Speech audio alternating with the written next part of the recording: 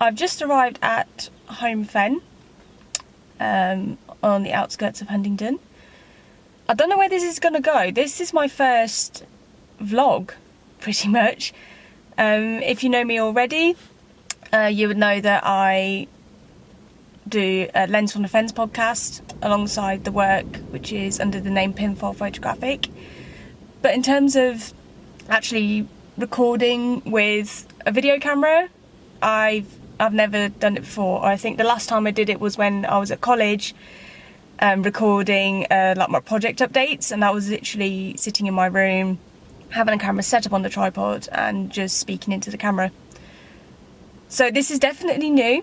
I don't know where this is going to go. This video might not ever see the light of day, but I'm keen to try it out. I know quite a few photographers now who do really creative vlogs online of places they go and the wildlife they see. So Holme Fen, I've never been here before. This is my first time visiting. It's very overcast, it is very windy, and there has been a few spots of rain. But I had this day booked in for the last week just to have as much time outdoors in one place as I can. So I do have a map which I have very crudely printed off on a bit of paper, and there's a train. So this site is next to a railway line, but the place I'm hoping to go into is a bit further in, so you shouldn't hear any train noise. So this will appear backwards, but Holme Fen is broken up into 5 sections. So Stilton Roughs is the section at the top, the most northern part. Then we've got Caldecott Fen. I am just at the base of Caldecott, so this is the train line here. I have parked up my car here.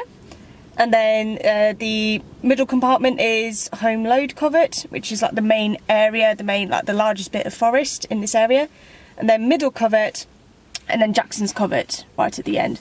So it's quite a large expanse of forest, and there's also some a couple of lakes in as well. So yeah, I've looked at this place for quite some time. There's been good reports of things like woodpeckers. I just saw a red kite flying over the forest just now, and there's also a few, if not one, at least 2 or 3 deer herds, fallow deer, I believe. So yeah, I'm pretty excited to go and explore. I will take the camera along with me. Again, I have no idea where this is going to go. I'm probably going to end up getting nothing at all. But I'm keen to try it out. So I will get my bag ready and I will speak to you all again outside.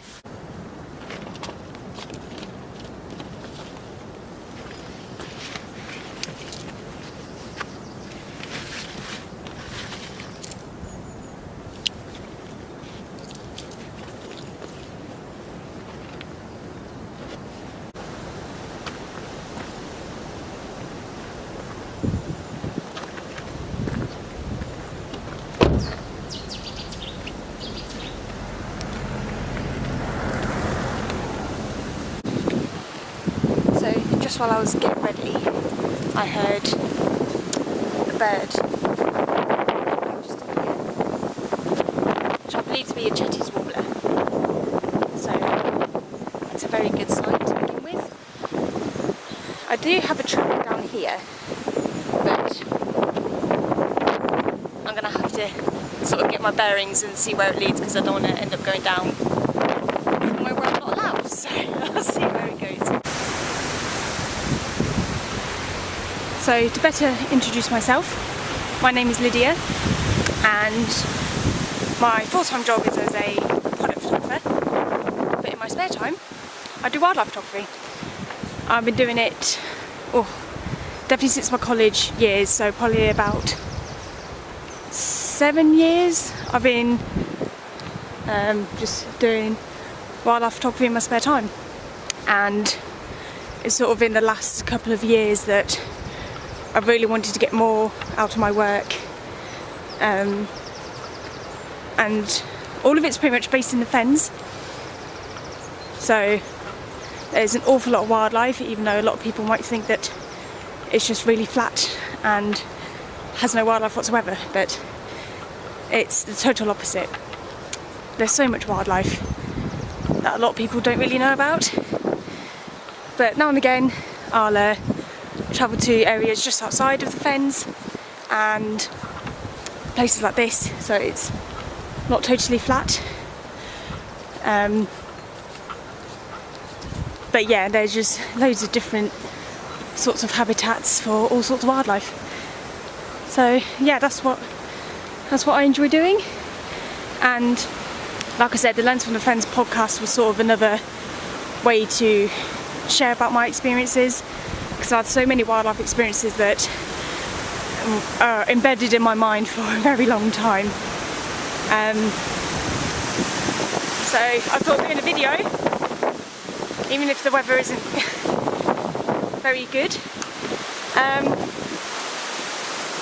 yeah, I thought a video would be another good opportunity to share about what I get up to and what I see. Again, this might not ever see the light of day, but there's always something new to try, so that's what I'm doing. So just while I'm getting familiar with where I'm at, I thought I'd quickly show you the camera. So this is a Canon EOS 6D, and my lens is a Sigma 150 to 600mm. So if any other wildlife photographers are quite familiar with, this is really good for getting those long distance shots of any wildlife pretty much. I've had it for about a year and a half now, and it's so far served me really well. I'm really happy with it. The quality's really good. The features it comes with are also very good. I can do a manual override, so if on autofocus there's a blade of grass in the way, then I can use a manual override to actually focus on what my subject is, rather than the blade of grass, which is pretty much all the time. And then alongside I have another Sigma, which is my teleconverter 1.4, and again it's really good for getting those long distance shots. I think from the longest length of the lens, which is 600, the extender can give me 840, which is really good. I do use manual focus for that, and then I either adjust my depth of field at the time, especially if it's like open grassland or farmer's field, which is what I'm very familiar with. So that's pretty much my equipment. I don't tend to, or right now I'm not planning on having loads of different sorts of equipment. I'm quite happy with what I got, but I'm going to head into the forest now, and I've got low battery. So I might have to convert this to my camera, my phone camera. This is a great first round. So I'm recording on my phone now, but I'll just quickly show you sort of surroundings I'm in, if it'll let me rotate. So it's really nice woodland, all of silver birch, which is really nice. Yeah, so like I said, I don't have an awful lot of equipment for my photography, but it does what I need it to do, so I'm pretty happy with that. So I'm going to enter part of the forest now. It's really important for a reserve like this that you stick to the paths, because this is I think it's a SSSI reserve, so it's really important that anyone who visits here, they're mindful of where they go and they're not intruding so much on the wildlife, because this is wildlife's home. And I think I can hear a warbler. I hope you can get that. There's a patch of reeds in front of me. Yeah, here, look. So I might stop here for a bit. There's little spits of rain. Oh, there's also swifts in the air. So I'm going to stop here for a bit, see if the warbler shows itself. And yeah, see what happens. So the warbler didn't stick around for very long. I saw it fly out from right to left and it's gone quiet.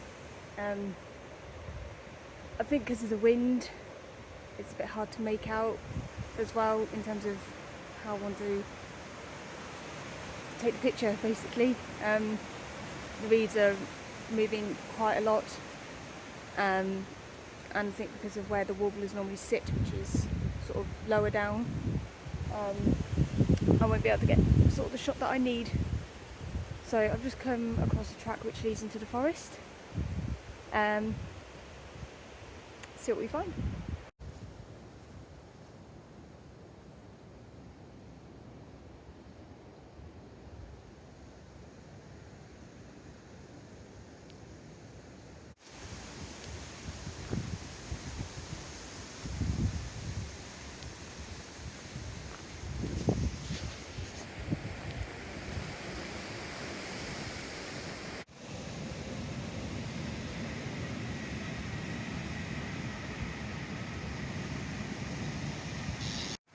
So I've just found a spot next to a lake. There's quite a few aquatic birds out there actually. Saw a little grebe, cormorant fishing, and there's a pair of swans with 2 cygnets. There's an awful lot of foliage in the way, but I think I'm going to try and get them in between the gaps. Let's try and get the cygnets because they're gorgeous.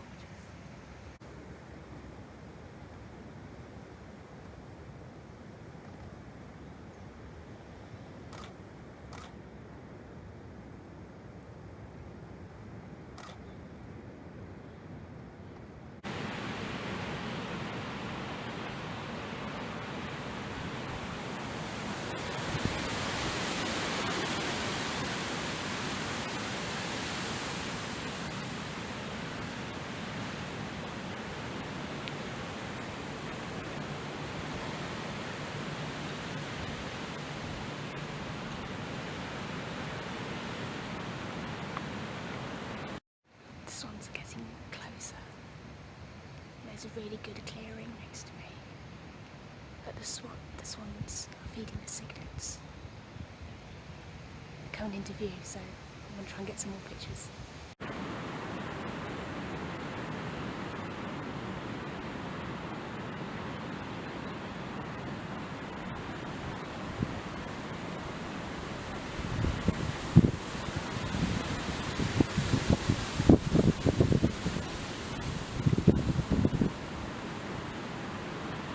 So I sometimes like to look at the pictures that are taken, and this one is definitely my favourite so far. He's just reaching out for it. So yeah, I think I'm gonna come away quite a happy bunny at the minute. My hat. So there's like the swan parents and the cygnets. They move quite far left, and there's a lot more foliage on my left hand side, so I think I'll leave that be. But that was quite magical to watch. The cygnets being fed. They're actually, looks like they're going to go to land. But I've been here for about an hour now, and I wasn't sure what I was going to find because this is a completely new location for me, and I was aware that there would be lakes, but I wasn't sure what the scenery around it was like. And like I said, if I show you, there's quite a lot of hanging branches from silver birches that have an effect on the view, but the camera seemed to pick up where the swans were quite well, by like a couple of times where I took photos of leaves, but as expected. That was a tree, by the way. Something just flew in front of me as well. It looked like a wren. And there's a little grebe that's out on the water as well, so I think I'm going to try and get some pictures of that while I'm still here. And then maybe wander back a bit through the forest that I came through and see what else I can find. But that was really nice. I really enjoyed that little encounter. Completely unexpected. I knew that there'd be obviously cygnets and goslings there, becoming a bit more adventurous, but to to see them in such a setting like this, it was quite magical.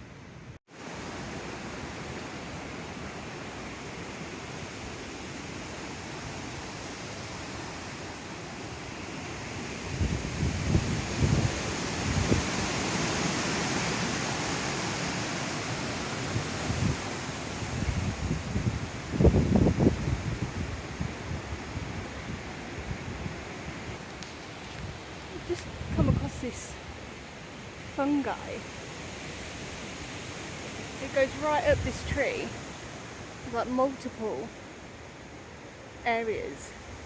I think I'm gonna have to check that out because it's truly massive.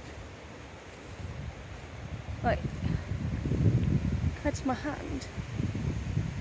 A big yeah, it's all the way up this tree, so I might see if I can find out what it is. Oh, okay, I'm back in my car. That's pretty good timing because the heavens are definitely opened. I thought it was going to rain a lot earlier today, but I seem to have timed it pretty well, which I'm quite surprised with. My hair's a mess, but that was really nice. I didn't walk very far. I probably walked at maybe a kilometre and a half at most. But it's really nice to sort of see what the landscape looked like and just think of all the potential wildlife that inhabits it. I'm a bit, I don't know what to think about this vlogging malarkey, if you can call it malarkey.